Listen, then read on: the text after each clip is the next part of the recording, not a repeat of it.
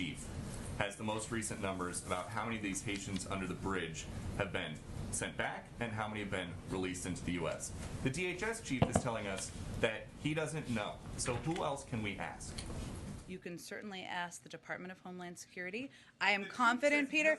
I am confident he wanted to have the most up-to-date numbers, and we will venture to get you those, I promise you, this afternoon. Is this an issue of not knowing, or is this an issue of a lot more people are being released into the U.S. than are being sent out? That is certainly not the issue. First, I think it's important to reiterate what I conveyed earlier about what the actual process is. Individuals are expelled under Title 42. If they can't be expelled under Title 42, they are put into a removal process. If they are put into a removal process, they're either transported to an ICE facility or released with a legal document. That legal document includes fingerprints, photos, phone numbers, an address in the United States, and a background check. That's the process that transpires. That's a part of our immigration process, regardless of where you're coming from. And just because you keep using Title 42 to defend this administration's immigration policies, that is a Trump-era regulation. You guys came in saying that the Trump-era immigration policy was very inhumane. Title 42 is not an immigration policy. It is a health authority because we're in the middle of a pandemic. The Trump administration approach to immigration was inhumane and was immoral. That's why we need to put a new policy in place, and we need Congress to pass that policy. Unified control, democratic control of Congress. Many months in office, you have not even tried.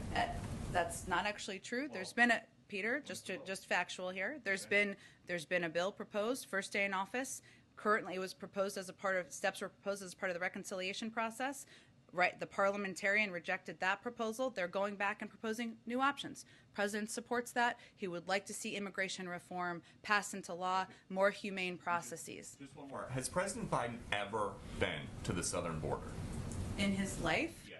I will have to look back in my history books and check the times he's been to the southern border. We have been looking all morning, and we cannot find any record of him visiting the border as president, vice president, senator, or even as a concerned citizen. Why would that be? I can check and see when the last time or when he may have been. But tell me more about why you're asking. Because this is a president who makes a point when there are disasters in this country, like a wildfire or a hurricane, to go and see for himself firsthand what the needs are of the local community so that he can have an informed POV to make policy. Why doesn't he do that?